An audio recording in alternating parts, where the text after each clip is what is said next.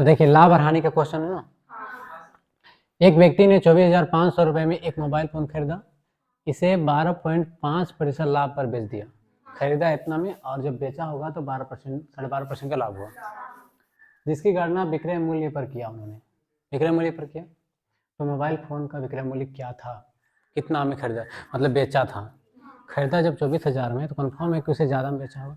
20,000 में नहीं होगा, है ना, यहाँ ऑप्शन में 20,000 लिखा हुआ कन्फ्यूजन देने के लिए, है ना। एक्चुअली 20,000 हो ही नहीं सकता है, क्योंकि खरीदा है जब 24,500 में तो कन्फर्म है उससे ज़्यादा होगा। तो पहला ऑप्शन था, इसको आप ऐसे रिजेक्ट कर सकते हैं, या तो 25 हो गया, तो 28 हो गया, तो 30 होगा। सर बात को कैसे बनाएंगे इसको, तो देखिए ठीक है, हमको निकालना है विक्रय मूल्य। क्या निकालना है? विक्रय मूल्य। और कितना में बेचा हमें नहीं पता, ठीक है। तो मान लेते हैं, मान ले, है ना, क्या मान ले कि विक्रय मूल्य जो है ना वो x है, x में बेचा था, मान लीजिए कितना में बेचा था, x में। कोई दिक्कत? तो जब लाभ हुआ, ध्यान दीजिएगा, जब लाभ हुआ तो इसी विक्रय मूल्य पर न हुआ कितना, तो 12.5%। समझ आ रहा है?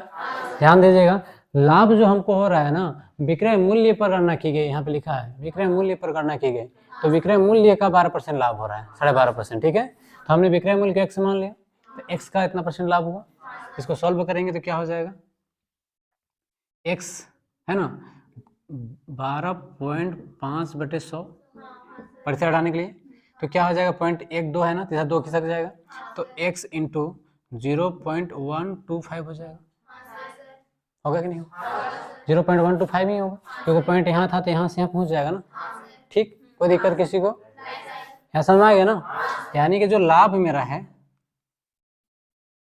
वो क्या है कि 0.125x रुपीज, ये हमारा लाभ निकल गया। किसी को कोई दिक्कत? बिल्कुल भी नहीं है।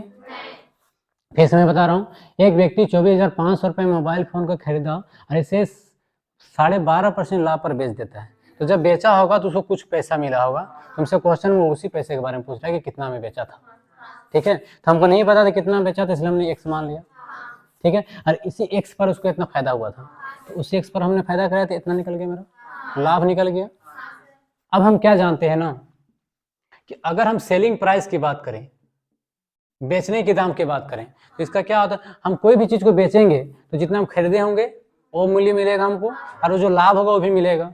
यानी कि कॉस्ट प्राइस भी होगा प्लस लाभ, यानी कि प्रॉफिट, हम लाभ ही लिख दे रहे हैं। यही तो होता है। अगर हम कोई चीज को बेच रहे हैं, कोई भी चीज विक्रय मूल्य मेरा है, तो इसका मतलब ये हुआ कि जितना में खरीदे होंगे वो तो हमको मिलेगा ही मिलेगा, और साथ में जो लाभ हुआ वो भी मिलेगा। 100 रुपये में अगर कोई चीज हम खरीदते हैं, बात समझ रहे हो नहीं, और बेचते हैं 150 रुपये में, 150 रुपये में, तो जो मेरा सेलिंग प्राइस हो रहा है वो 150 हो रहा है। 150 कैसे हो रहा है, जो खरीदे उसको भी जोड़ रहे हैं 100 रुपया, और 50 लाभ को भी जोड़ रहे हैं। तो इसी तरह मेरा जो बेचने का दाम जो होगा ना, विक्रय मूल्य जो होगा, वो जितना हम खरीदे हैं और जो लाभ हुआ उसको जोड़ देंगे, ठीक है। तो बताइए सेलिंग प्राइस हमने कितना माना था, x, तो x लिख देंगे। कॉस्ट प्राइस मेरा कितना है, 24,500, प्लस लाभ क्या हुआ, तो 0.125x।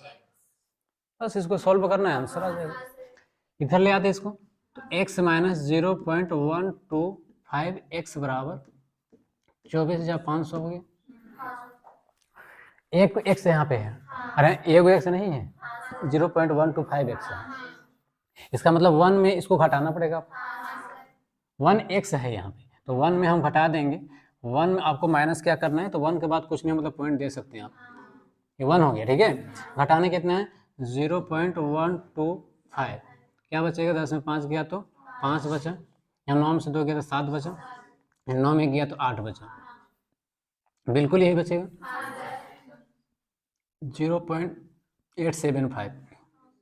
x बराबर 24,500, x निकालना हमको, तो 24,500 का ऊपर लिख सकते हैं और नीचे आप लिखिए 0.875।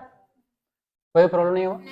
क्या करने वाले हैं, तो अगर हम यहाँ से पॉइंट्स हटा दें तो ऊपर 0 बढ़ाना पड़ेगा, तो 24500 हो गया, और 1 2 3 अंक के बाद पॉइंट है तो ऊपर 1 2 3 जीरो दीजिए, नीचे 875 लिख दीजिए।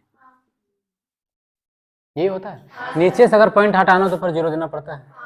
ठीक है, समझ में आ रहा है आप सबको? ठीक है, अब आगे क्या करेंगे, इसको हम लोग काट देंगे। ठीक है, काटेंगे तो हमारा आंसर आ जाएगा। ठीक है, देखिए कैसे काटते हैं। x बराबर 2 4 5, इतना जीरो है बटे 8 7, इतनी ही नहीं है। 5 से काटिए, छोटा छोटा कर काटते हैं, बड़ा से भी काट सकते, आपकी मर्जी। 5 से 5 एक 3 बचा, 37 हो गया, हुआ ना। 5 सत्ते 35, 2 बचा, 5 पचे 25, 5 चौके 5 नवा, सब जीरो को लिख लेंगे। 1 2 5 जीरो है ना, 3 4 5। ठीक है, फिर 5 से काटते हैं। 5 दिया, 2 बचा 25, 5 पचे 5 नवा 45। ठीक है, 4 बचा 40, 5 अठे 40, सब जीरो को उतार देंगे। 1 2 3 4, फिर 5 काटेंगे। 5 सते 5 एक 4 बचा, 5 नवा 3 बचा 30, 5 छके 30, 1 2 3 उड़ गया। फिर 7 से काट दीजिए। 7 एक हो गया ना, सॉरी 7 दूनी 14, यहाँ तो उड़ गया ना। कितना बचा 5, 7 अठे 56, खत्म हो गया, तीनों जीरो उतार दीजिए। 28,000। ये तो x निकाले हमने, तो x मतलब क्या, विक्रय मूल्य, तो यही तो विक्रय मूल्य था। तो विक्रय मूल्य जो है बेटा वो हमारा कितना हो गया, 28,000। कोई ऑप्शन में है तो जहाँ भी वही राइट आंसर होगा।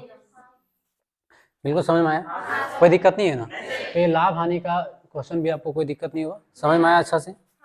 ठीक है ना।